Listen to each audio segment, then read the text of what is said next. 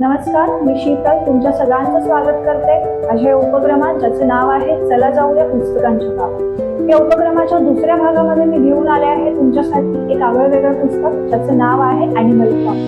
Animal form हे पुस्तक George Orwell यांनी लिहिलेलं आहे. त्या पुस्तकामध्ये त्यांनी भांडवलशाही व्यवस्था, तिने निर्माण केलेली शोषणीय यंत्रणा आणि त्याविरोधी उभा राहिलेला समाजवादाचा लढा याचं वर्णन केलेलं आहे. तसेच हा समाजवादी लढा नंतर कसं हुकुमशाहीमध्ये परावर्तित होतो, त्याचं रूपांतर कसं सर्वकषवादामध्ये होतं, याच्यावरती सुद्धा याच्यामध्ये ते चर्चा करताना आपल्याला दिसतो. या पुस्तकामध्ये आपल्याला सर्व पात्र ही प्राणी दिसतात.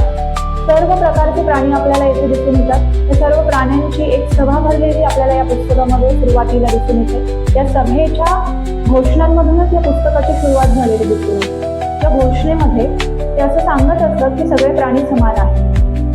या सभेच्या माध्यमातून आपल्या विरोधी होणाऱ्या अत्याचार अन्यायाविरुद्ध लढण्यासाठी हे प्राणी एकमेकांना प्रेरित करत असतात. त्या पूर्ण पुस्तकामध्ये आपल्याला काही मेन कॅरेक्टर्स दिसतात. त्याच्यामध्ये एक आहे ओल्ड मेजरचं कॅरेक्टर, की जो या संपूर्ण सभेचं नेतृत्व करत असतो आणि सगळ्या प्राण्यांना योग्य दिशा दाखवत असतो. दुसरा आहे नेपोलियन कॅरेक्टर, तिसरा आहे स्नोबॉलचं कॅरेक्टर, चौथा आहे बॉक्सर आणि पाचवा आहे बेंजामिनचं कॅरेक्टर. त्याच्यामधलं ओल्ड मेजर हे कॅरेक्टर जे आहे ते डुक्कर या जमातीतून येताना आपल्याला दिसून येतं, जे प्रत्येक प्राण्याला स्वतःवर होणाऱ्या अन्यायाविरुद्ध लढण्यासाठी प्रेरित करत असतो. स्नोबॉल आणि नेपोलियन हे दोन कॅरेक्टर सुद्धा या डुक्कर प्रजातीतूनच येताना आपल्याला दिसून येतात. पण या दोघांमध्ये खूप महत्वाचा फरक असतो. तो असा की स्नोबॉल हा एक असं नेतृत्व असतं जे समाजासाठी लढताना दिसतं, आणि नेपोलियन हा एक प्रकारे धूर्त प्राणी असलेला आपल्याला दिसून येतो, की जो सतत कुठलेही कष्ट न करता सर्व गोष्टींचं श्रेय स्वतः घेण्यावरती विश्वास ठेवतो आणि तो तसाच वागतो. त्यानंतर पुढचं कॅरेक्टर आहे बॉक्सर. हा एक घोडा आहे जो एक प्रकारे एकनिष्ठ असा असतो आपल्या शासक वर्गाशी आणि सतत आपल्या कष्टांद्वारे, आपल्या विविध कृतींद्वारे तो त्या शासक वर्गाच्या आज्ञा पाळताना दिसतो. त्यानंतर पुढचं कॅरेक्टर आहे बेंजामिन. त्याचं बेंजामिन आहे हा एक गाढव दाखवलाय. हा सर्व प्राण्यांप्रमाणे कष्ट करतो, पण आजूबाजूला चालणाऱ्या ज्या घडामोडी असतात त्या घडामोडी मात्र फक्त बेंजामिनलाच कळून येतात किंवा त्यालाच दिसून आलेल्या आपल्याला पाहायला मिळतात. या कथेची सुरुवात होते प्राण्यांच्या सभेपासून. या सभेमधून ते आपल्या विरुद्धच्या या अन्यायाला वाचा फोडण्यासाठी प्रेरणा घेताना दिसून येतात आणि माणसाच्या असणाऱ्या त्या अन्नाच्या गोदामांवरती हल्ले करतात आणि त्यातून माणूस आणि प्राणी यांचा संघर्ष उभा राहिलेला आपल्याला दिसून येतो. इथे माणूस हा भांडवलदार वर्गाचं प्रतिनिधित्व करताना दिसतो आणि हे जे प्राणी आहेत ते या कामगार वर्गाचं प्रतिनिधित्व करताना दिसून येतात. माणसाला हरवून सर्व फार्मवरती ते स्वतःचा कब्जा मिळवतात. त्या फार्मला स्वतःचं नाव देताना आपल्याला दिसून येतात.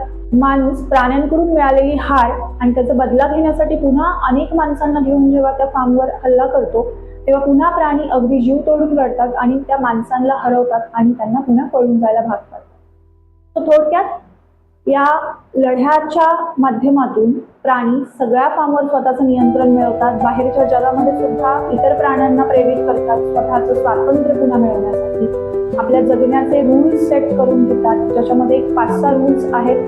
त्या रूल्समध्ये ते असं म्हणतात की आम्ही अल्कोहोल घेणार नाही, जे माणसं घेतात. आम्ही माणसांच्या बेडमध्ये झोपणार नाही. आम्ही माणसं वागतात तसं वागणार नाही, म्हणजे एकमेकांसोबत भेदभाव करणार नाही. आम्ही प्राणी एकमेकांना मारणार नाही. तर तुम्ही अल्कोहोल घेणार नाही. कुठलाही प्राणी माणसं झोपतात त्या गाद्यांवर झोपणार नाही. कुठलाही प्राणी दुसऱ्या प्राण्यांना मारणार नाही आणि कुठलाही प्राणी हा दुसऱ्या प्राण्याला कमी समजणार नाही. अशा प्रकारचे रूल्स सेट केले जातात. 4 पाय चांगले आणि 2 पाय वाईट असे स्लोगन आपल्याला त्या पुस्तकामध्ये बऱ्याचदा वाचायला मिळतं. त्याचा अर्थ असा आहे की 4 पाय चांगले म्हणजे प्राणी जे आहेत ते सगळे चांगले आहेत कारण ते कष्ट करतात, स्वतःच्या कष्टावर जगतात. आणि 2 पाय जे आहेत म्हणजे जो माणूस आहे तो वाईट आहे कारण तो प्राण्यांच्या जीवावरती स्वतःचं आयुष्य जगतो आणि त्याच प्राण्यांवर अत्याचार. तो अशा प्रकारचं एक प्राण्यांचं ते जे काही फार्म आहे ते आपल्याला या पुस्तकात पाहायला मिळतं आणि माणसाला तिथून पळवून लावल्यावरती सगळे प्राणी त्या फार्मवर नियंत्रण करतात. पण हळूहळू परिस्थिती बदलते. स्नोबॉल हा एक चांगलं जे नेतृत्व आपल्याला पाहायला मिळतं, त्या नेतृत्वाला नेपोलियन कटकारस्थान करून पळवून लावतो, त्याला गद्दार ठरवतो आणि सगळी सूत्र स्वतःच्या हाती घेतो. आणि स्वतःच्या हाती सूत्र घेतल्यानंतर त्या फार्म मधले सगळ्याच गोष्टींवरती तो नियंत्रण मिळवतो. तो परिस्थिती दिवसेंदिवस बदलत जाते. फार्ममध्ये उत्पादन वाढत जातं, मोठ्या प्रमाणामध्ये तिथे भरभराट होते, पण प्राण्यांच्या अवस्थेमध्ये मात्र काही फरक पडत नाही. म्हणजे माणूस मालक असताना प्राण्यांची असणारी अवस्था आणि आता प्राण्यांच्याच नियंत्रणामध्ये फार्म आल्यावरती प्राण्यांची असणारी अवस्था, त्याच्यामध्ये फार तफावत आपल्याला दिसून येते. मग असं का होतं? प्राण्यांवर होणाऱ्या अत्याचार अन्यायाविरुद्ध जेव्हा प्राणी उभे राहतात तेव्हा त्यांचा उद्देश हाच असतो की प्राण्यांच्या परिस्थितीत सुधारणा व्हावी, पण प्रत्यक्षात मात्र असं काही होताना आपल्याला दिसून येत नाही. आणि म्हणून ह्या सगळ्या गोष्टी ज्या आहेत आजूबाजूला घडणाऱ्या, ह्या फक्त एक बेंजामिन नावाचं जे गाढव असतं त्याला कळताना आपल्याला दिसतो. तो त्या पूर्ण पुस्तकामध्ये अशी विविध प्रकारची उदाहरणं आहेत, ज्या उदाहरणांच्या माध्यमातून आपल्याला हुकुमशाही समाजात कसं काम करते हे समजतं. हीच उदाहरणं घेऊन आपण हे पुस्तक समजून घेण्याचा प्रयत्न करणार आहोत. त्याच्यामध्ये पहिलं उदाहरण आपण घेत आहोत तो एकनिष्ठचा सैनिक असतो तो बॉक्स. हा जो एकनिष्ठ असा सैनिक असतो हा खूप ताबड कष्ट करत असतो. जेव्हा पवनचक्की बांधण्याचं काम सुरू होतं तेव्हा तो अगदी जीवाचं रान करतो, दिवस रात्र मेहनत करतो आणि पवनचक्कीचं काम पूर्ण करायला मदत करतो. पण ज्यावेळी त्याच्यावरती पवनचक्कीचं काम करत असताना दगड पडतात आणि तो अधू होतो, तेव्हा मात्र त्याला त्याच्या एकनिष्ठतेच्या सेवेच्या बदल्यामध्ये कुठल्याही प्रकारची चांगली वागणूक मिळत नाही आणि त्याला दवाखान्यात नेण्याऐवजी खाटिकाकडे पाठवलं जातं की जेणेकरून ते त्याला मारून टाकतात. हुकुमशाहीमध्ये सुद्धा आपल्याला असंच दिसतं. जे एकनिष्ठ सैनिक असतात त्यांची सुद्धा अवस्था शेवटाला इतर माणसांसारखीच होते. उपयोग नसेल तर कुठल्याही व्यक्तीला हुकुमशहा जवळ करताना आपल्याला दिसत नाही. दुसरं उदाहरण आपण इथे घेणार आहोत ते म्हणजे कोंबड्यांचं. जेव्हा या सगळ्या फार्मवरती प्राण्यांचा कब्जा येतो आणि त्या प्राण्यांमध्ये एका विशिष्ट अशा प्रजातीचा कब्जा येतो, ती प्रजात असते डुक्कर, की जे अभिजान वर्गामध्ये मोडतात त्या प्राणी फार्ममध्ये. आणि हे जे असतात ते सगळ्या सत्तेची सूत्र स्वतःच्या हाती ठेवून असलेली आपल्याला दिसून येतात. ही जी प्रजात आहे ती कुठलेही कष्ट न करता सगळ्या गोष्टी सगळ्या प्राण्यांकडून करून स्वतः त्याचं श्रेय घेताना आपल्याला दिसते. ही अशी प्रजात त्यामध्ये त्यांनी दाखवली की जी माणसांच्या सगळ्या गोष्टी वापरायला सुरुवात करते, म्हणजे थोडक्यात माणसांसारखंच वागायला आणि राहायला लागते. माणसं ज्या घरात राहतो ती त्या घरामध्ये राहायला जाते. माणसं जे काही शिकलेली आहेत सगळे ते पुस्तकं ती शिकते. माणसांसारखं दोन पायावर चालायला लागते. माणसं जे अल्कोहोल पीत होते ते अल्कोहोल पी घेते. माणसं जी फळं खात होते, जे पदार्थ खात होते, ती सगळ्या त्या गोष्टी ही प्रजात करताना आपल्याला दिसते. म्हणजे थोडक्यात सगळ्या प्राण्यांची मालकी अॅनिमल फार्मवर असली तरी त्या सगळ्या प्राण्यांमध्ये मुठभर अशा या डुक्कर प्रजातीची मालकी अॅनिमल फार्मवरती आपल्याला 100% असलेली दिसते. आणि ही जी प्रजात आहे ती काही कालावधीनंतर आपल्या फायद्यासाठी प्राण्यांनी स्वतःच्या कष्टातून निर्माण केलेलं जे काही उत्पादन आहे ते बाहेरच्या जगामध्ये जाऊन विकायला लागतं. आणि याचंच एक उदाहरण म्हणजे कोंबड्यांची अंडी. जेव्हा ही कोंबड्यांची अंडी ते बाहेर जाऊन माणसांना विकतात आणि त्यातून पैसा मिळवतात, त्याच्यातून त्यांना हव्या असणाऱ्या गोष्टी मिळवतात, तेव्हा कोंबड्या याला विरोध करतात. कारण त्या रूल्स मधला एक रूल हाही असतं की माणसांशी आणि बाहेरच्या जगाशी तिथला व्यवहार ठेवायचा. पण इथे तो ठेवला जातो आणि जेव्हा कोंबड्या याला विरोध करतात तेव्हा कोंबड्यांना मारून टाकलं जातं. हुकुमशाहीचं हे एक महत्वाचं लक्षण आहे. जेव्हा तुमच्या विरोधीचे आवाज निर्माण होतात किंवा तुमचं म्हणणं ऐकून घेतलं जात नाही तेव्हा त्या आवाजांनाच पूर्ण मुळापासून उपटून फेकलं जातं. त्याच्यामध्ये तिसरं उदाहरण जे आपण घेणार आहोत ते आहे व्यक्ती पूजा कशी सुरू होते हुकुमशाहीमध्ये. नेपोलियन ह्या कॅरेक्टरला अगदी सूट होणारं असं हे वैशिष्ट्य आहे. नेपोलियन हा त्या डुक्कर प्रजातीतलाच एक धूर्त असा प्राणी दाखवलाय. हे जे नेतृत्व आहे ते समाजाच्या कल्याणासाठी कधीच विचार करताना आपल्याला दिसून येत नाही. स्नोबॉलला कट कारस्थान करून तो त्या फार्ममधून पळवून लावतो.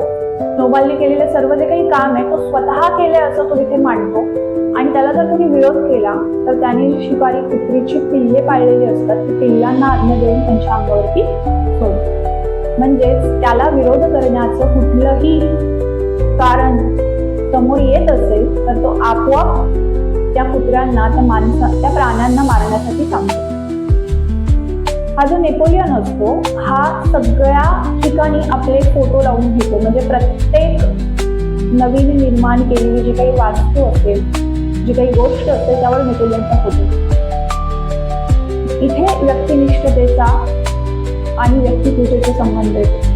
नेपोलियनच्या विरोधी जायचा कोणालाही अधिकार नसतो. नेपोलियनने घेतलेल्या निर्णयांवर बोलण्याचा, त्याला विरोध करण्याचा कोणाला अधिकार नसतो. आणि नेपोलियनच सर्व काही, अशा स्वरूपाची वृत्ती त्या चित्रांच्या माध्यमातून त्याला लोकांच्या मनामध्ये निर्माण करायची. आणि यालाच आपण व्यक्तिपूजा म्हणतो. हुकुमशाहीचं अगदी घनिष्ठ असा त्याचा संबंध जोडलेला आपल्याला हुकुमशाहीशी दिसतो.